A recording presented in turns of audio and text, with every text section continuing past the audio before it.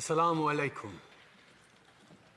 Lately, a lot of Canadians have been enjoying evening walks to get a bit of fresh air after long days at home during this pandemic. On Sunday in London, Ontario, that's what a grandmother, 2 parents, and 2 children went out to do. 3 generations of the Afzul family. Salman, Madia, their children Yumna and Fayaz, and their grandmother. But unlike every other night, that family never made it home.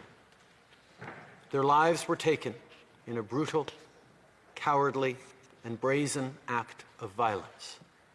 This killing was no accident. This was a terrorist attack motivated by hatred in the heart of one of our communities. Monsieur le Président, je suis horrifié par l'attaque qui a enlevé la vie à 4 membres d'une famille et blessé gravement un petit garçon de 9 ans, dimanche soir à London, en Ontario. Nous sommes de tout cœur avec leurs proches durant ces moments extrêmement difficiles. Et on espère tous que le petit garçon pourra se remettre de ses blessures rapidement, même si on sait qu'il vivra longtemps avec la tristesse, l'incompréhension et la colère causées par cette attaque lâche et islamophobe. Ce n'est malheureusement pas un cas isolé. La Grande Mosquée de Québec, the cowardly murder of Mohammed Aslam Zafis at a mosque in Toronto, the violent attacks against Black Muslim women in Edmonton, and so many other people across the country who faced insults, threats, and violence. They were all targeted because of their Muslim faith. This is happening here in Canada, and it has to stop. Monsieur le Président, on ne doit pas s'habituer à cette violence. On ne doit pas se laisser désensibiliser. On ne peut pas accepter que ça devienne normal. Chaque fois qu'on est témoin de cette haine, on doit la dénoncer. Et ça commence par des petits gestes. Words matter. They can be a seed that grows into an ugly, pervasive trend. And sometimes they lead to real violence.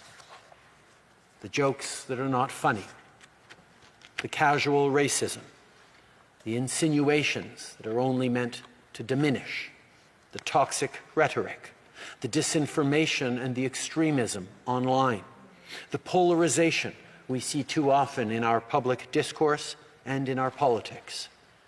As leaders and as Canadians, we not only have to say enough is enough, we must take action.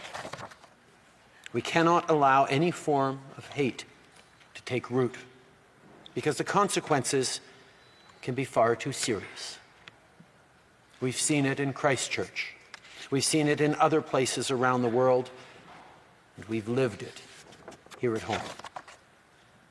Right now, Canadians are outraged by what happened on Sunday, and many Muslim Canadians are scared. Last night, I spoke with the Mayor of London, Ed Holder, and a representative of the local Muslim community, Nawaz Tahir, to share my condolences and discuss the urgency of what more we must do to keep our communities safe. Mr. Speaker, we stand with the people of London and with Muslim communities across the country. We're going to continue to fund initiatives like the Security Infrastructure Program to help protect communities at risk and their schools and places of worship. We'll continue to fight hate online and offline, which includes taking even more action to dismantle far-right hate groups, like we did with the Proud Boys, by adding them to Canada's terror listing. And we'll continue doing everything we can to keep communities safe. L'auteur de l'attaque cruelle de dimanche à London ne nous représente pas en tant que Canadiens. parce qu'on sait qu'on est plus fort dans la paix que dans la haine et la violence. Mais on sait aussi qu'il faut se dire la vérité. Cette haine et cette violence existent chez nous, que ce soit dans la rue, en ligne ou ailleurs. Et tant qu'elle va exister, on va avoir du travail à faire. Mr. Speaker, if anyone thinks racism and hatred don't exist in this country, I ask to them this: how do we explain such violence to that child in hospital? How can we look families in the eye and say, Islamophobia isn't real? When you listen to the black Muslim woman who constantly looks over her shoulder at the bus stop, fearing someone will pull off her hijab or hurt her, she'll tell you Islamophobia exists. If you listen to the parents who beg their children not to wear traditional clothes for fear of them being harassed or attacked simply for what they're wearing, I'll tell you, racism exists.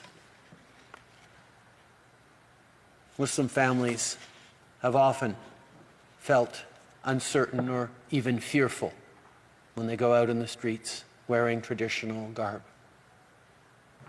The reality is, most Canadians haven't necessarily been aware of that fear that far too many racialized and Muslim Canadians carry with them anytime they go outside. If the attack in London has any follow-up or I don't even want to say positive, but any impact on non-Muslim Canadians, it should be this: to understand the anxiety and the fear that our fellow Canadians carry, that they shouldn't be. And it is on all of us to understand that experience and be there to support and to help. We can and we must act. As Canadians, we've been fighting a global pandemic for over a year now, and we did it by coming together, by working together.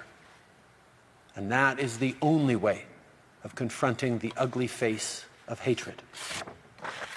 I want all Canadians to know that we are all diminished when any one of us is targeted. We need to stand up to reject racism and terror and work together to embrace what makes our country strong, our diversity. May peace and blessings be upon you.